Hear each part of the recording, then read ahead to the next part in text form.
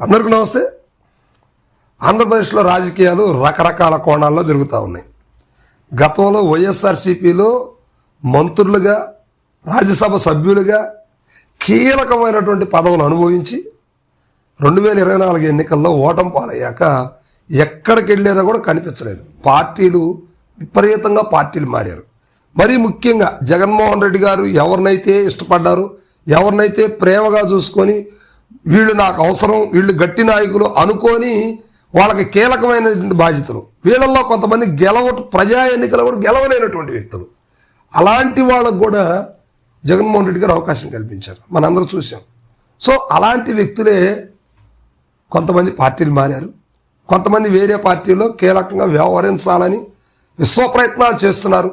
కానీ అక్కడ చెల్లుబాటు కావటం లేదు. ఎందుకంటే ఆటోమేటిక్గా అక్కడ సీనియర్ నాయకులు ఉంటారు.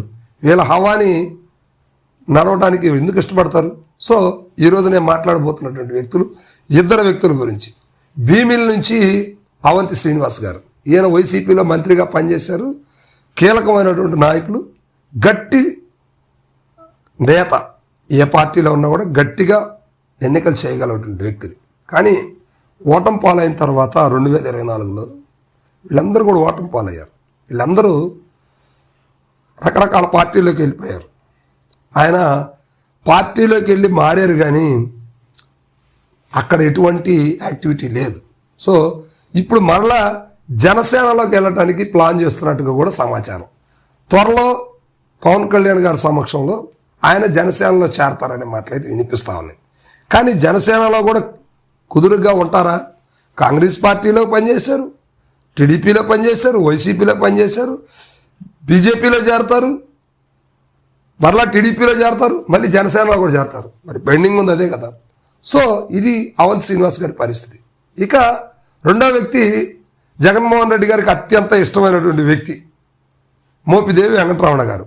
ఈయన ప్రజా ఎన్నికలో గెలవలేదు. ఓటమి పాలైనప్పుడు కూడా జగన్మోహన్ రెడ్డి గారు మంత్రి పదవి ఇచ్చారు.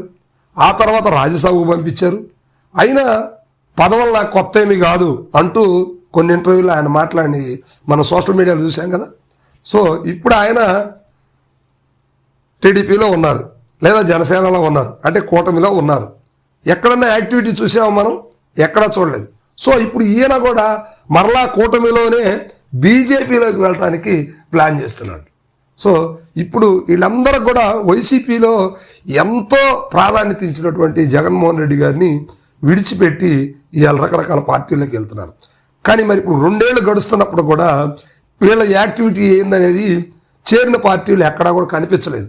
ప్రజలు ఒక రకంగా చెప్పాలంటే, నిజంగా చెప్పాలంటే వీళ్ళని మర్చిపోయారు. వీళ్ళు కార్డు వేసుకొని, కులం కార్డు వేసుకోను, లేకపోతే పార్టీ కార్డు వేసుకొని పార్టీ జెండాతో ముందుకెళ్ళటం తప్పితే వీళ్ళని ఏ పార్టీలు చేరినా పట్టించుకునే నాదులు లేరు. కానీ మేము ఉన్నాము అంటూ వీళ్ళ ప్రయత్నాలు అయితే విపరీతంగా చేస్తున్నారు. సో ఒకసారి మోపిదేవి వెంకటరమణ గారు జగన్మోహన్ రెడ్డి గారి ఇంటర్వ్యూలు కానీ, మోపిదేవి వెంకటరమణ గారి ఇంటర్వ్యూలు చూస్తే ఆయన ఏమి నాకు ఊరకి ఇవ్వలేదు, పదవులు నాకు కొత్త ఏం కాదు, గతంలో కూడా నేను చాలా చేశానని మాట్లాడుతున్నారు.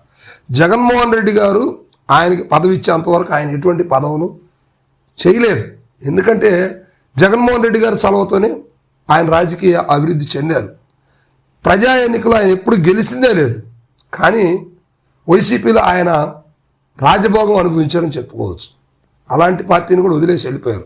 ఇప్పుడు జనసేనలో రాణిస్తారా? టీడీపీలో రాణిస్తారా?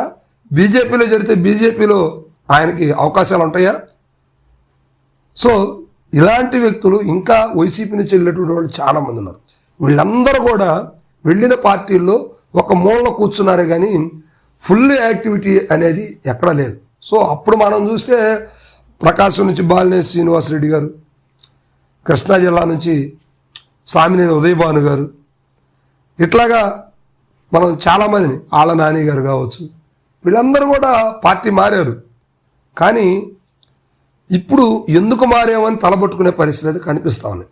త్వరలో వీళ్ళందరూ కూడా మళ్ళీ వైసీపీలో కొంతమంది ఇప్పటికే పేర్లు రిజర్వ్ చేసుకుంటారు, మేము వస్తామని. జగన్మోహన్ రెడ్డి గారు డోర్ ఓపెన్ చేయట్లేదు. ఓపెన్ చేస్తే వీళ్ళందరూ కూడా మళ్ళీ వైసీపీలోకి వస్తారు. ఎందుకంటే ఒక రకంగా చెప్పాలంటే ఇప్పుడు కూటమి ఉన్న పరిస్థితుల్లో కూటమి పాలిటిక్స్ ఒకసారి మనం ఆలోచిస్తే ఇచ్చిన హామీలను ఇంకా క్లియర్గా నెరవేర్చని పరిస్థితి.